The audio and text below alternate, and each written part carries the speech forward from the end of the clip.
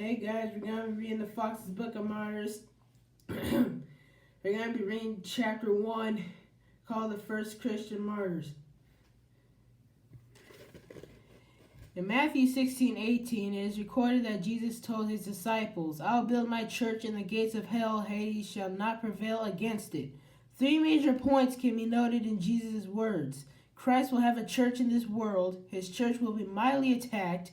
None of the devil's attacks will destroy it. Looking back through the history of the church, we can see that Jesus' words have been fulfilled in every century. Its glorious history verifies his words. First, that there is a true church of Christ in this world is without question. Second, every level of secular and religious leaders and their subjects have publicly and forcefully, with every cunning and deceitful means at their disposal, denounced and persecuted that true church. Third, that church has endured and held its testimony of Christ through every attack brought against it. Its passage through the storms caused by violent anger and hate has been glorious to see, and much of its history is written in this book, so that the wonderful works of God might be to Christ's glory, and that the knowledge of the experiences of the church's martyrs might have a beneficial effect upon its readers that strengthen their Christian faith. Okay. Jesus. The first to suffer for the church was Jesus himself. Not a martyr, of course, but the inspiration and source of all martyrdom. The story of his suffering and crucifixion is so well told in the Holy Scriptures that we have no need to document it here. It's enough to say that a subsequent resurrection defeated the intent of the Jews and gave fresh courage and new direction to the hearts of his disciples. And after they received the power of the Holy Spirit on the day of Pentecost, they were further filled with the confidence and boldness they needed to proclaim his name.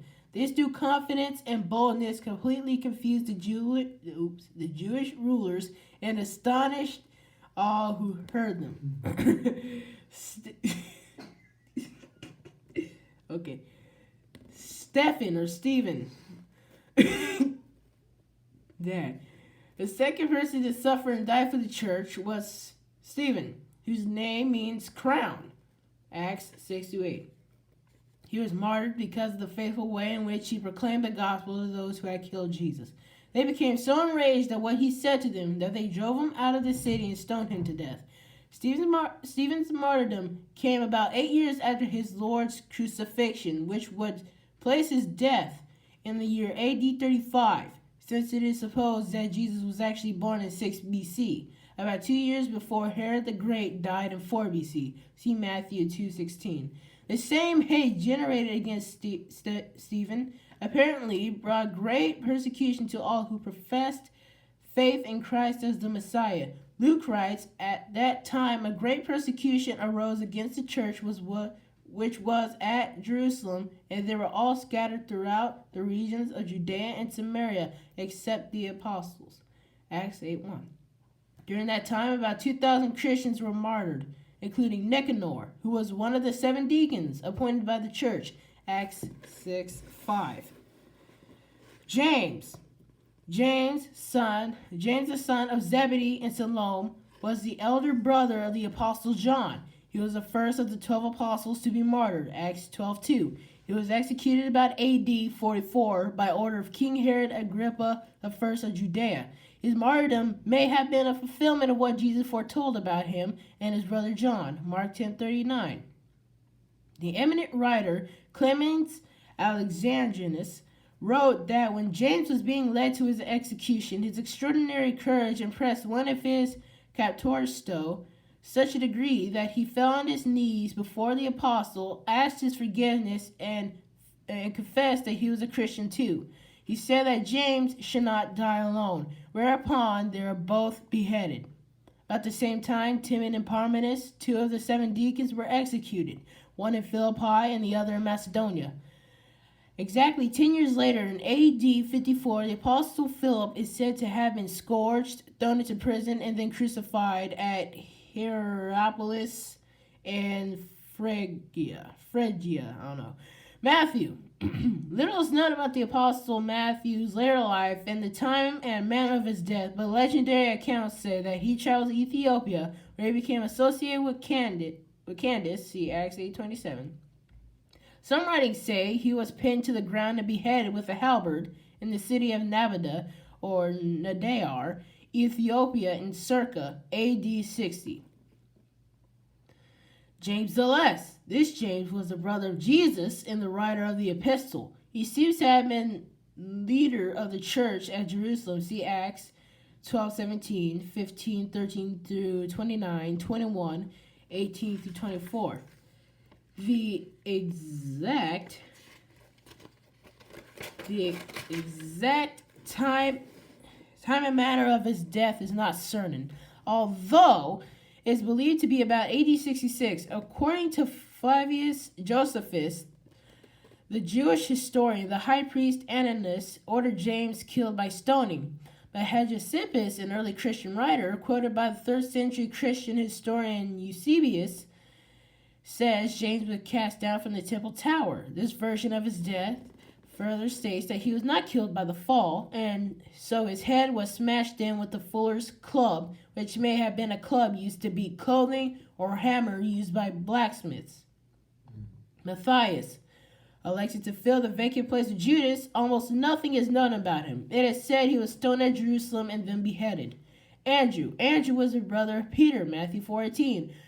The tradition says he preached the gospel to many Asiatic nations and was martyred in Edessa by being crucified on an X-shaped cross, which came to be known as St. Andrew's Cross. Mark, little known about Mark, except what is written in the New Testament about him. After Paul's mention of him in 2 Timothy 4:11, he disappears from view. Tradition says he was dragged to pieces by the people of Alexandria when he spoke out against the solemn ceremony for their idol Serapis. Peter. The only account that we have of the martyrdom of the Apostle Peter is from the early Christian writer Hegesippus. His account includes a miraculous appearance by Christ. When Peter was old, John 21:18, Nero planned to put him to death. When the disciples heard of this, they begged Peter to flee the city, said to be Rome, which he did. But when he got to the city gate, he saw Christ walking toward him. Peter fell to his knees and said, "Lord, where are you going?" Christ answered, "I come to be crucified again." By this, Peter understood that it was his time to suffer the death of Jesus, which would glorify God. John 21:19. So he went back to the city. After being captured and taken to his place of martyrdom, he requested that he be crucified in an upside down position because he did not consider himself worthy to be crucified in the same position as his Lord. The Apostle Paul was imprisoned in Rome in AD 61 and there wrote his prison epistles, Ephesians, Philippians, and Colossians. His imprisonment ended approximately 3 years later during the year that Rome burned, which was in May AD 64, see Acts 28:30. During his brief freedom, Paul may have visited Western and Eastern Europe and Asia Minor. He also wrote his first epistle to Timothy and his epistle to Titus. At first, Nero was blamed for setting fire to Rome, so to direct the blame away from himself, he blamed the Christians. As a result, a fierce persecution broke out against them. During it, Paul was arrested and put back into prison in Rome. While in prison, this second time he wrote his second letter to Timothy. It was his last. Not long after, he was judged guilty of crimes against the emperor and condemned to death. He was taken to the execution block and beheaded. It was AD 66, just 4 years before Jerusalem fell. Jude, the brother of James. He was crucified at Edessa, an ancient city of Mesopotamia, about AD 72. Bartholomew. Tradition says he preached in several countries, then translated the Gospel of Matthew into language of the East Indian and taught it in that country. His pagan enemies cruelly beat and crucified him. Thomas preached the gospel in Persia, Parthia, and India. In Kalamina, India, he was tortured by angry pagans, run through with spears, and thrown into the flames of an oven. Luke was a Gentile, possibly Greek. It's not known as to when or how he was converted. He was a physician in Troas and probably converted there by Paul, especially since it was at Troas that he attached himself to Paul's party and started traveling with him. Notice in Acts 16, 8 through 10 that it is at Troas that Luke switches from they to we in his text. And they passing by Mysia came down to Troas. And a vision appeared to Paul in the night. There stood a man of Macedonia and prayed him, saying, Come over into Macedonia and help us. And after he had seen the vision, immediately he endeavored to go to Macedonia, assuredly gathering that the Lord had called us to preach the gospel unto them. Luke went with Paul to Philippi, but was not imprisoned with him and did not travel with him after his release. He apparently made Philippi his home and stayed for some time. It's not until Paul's visit to Philippi, Acts 25-6, 7 years later, that we again meet with Luke. From this time, he again traveled with Paul and stayed with him during his journey to Jerusalem. Acts 21:18. But he disappears once more during Paul's imprisonment at Jerusalem and Caesarea, and only shows up again when Paul starts from Rome, Acts 27:1. He then stayed with Paul through his first imprisonment, Philemon 1:24, Colossians 4:14. Many Bible scholars believe that Luke wrote his gospel in Acts while in Rome with Paul during this time. During Paul's second imprisonment, Luke apparently stayed nearby or with Paul because just before his martyrdom, Paul wrote to Timothy and said, Only Luke is with me. 2 Timothy 4:11. After Paul's death, Luke apparently continued to evangelize as he learned to do with Paul. Exactly when and how he died is unknown. One ancient source states he served the Lord without distraction, having neither wife nor children, and at the age of 84, he fell asleep in Boeotia, place unknown, full of the Holy Spirit. Another early source says that he went to Greece to evangelize and was there martyred by being hung from an olive tree in Athens in AD 93. John, the Apostle John, brother of James, is credited with founding the 7 churches of Revelation: Smyrna, Pergamos, Sardis, Philadelphia, Laodicea, Thyatira, and Ephesus. It was from Ephesus, it is said, that he was arrested and sent to Rome, where he was cast into a large vessel filled with boiling oil that did not harm him. As a result, he was released and banished by the Emperor Domitian to the Isle of Patmos, where he wrote the book of Revelation.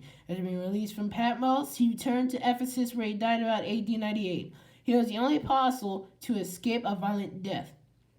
Even with all the continual persecutions and violent deaths, the Lord added to the church daily. The church was now deeply rooted in the doctrine of the apostles and watered abundantly with the blood of saints. She was prepared for the cruel persecutions that were to come.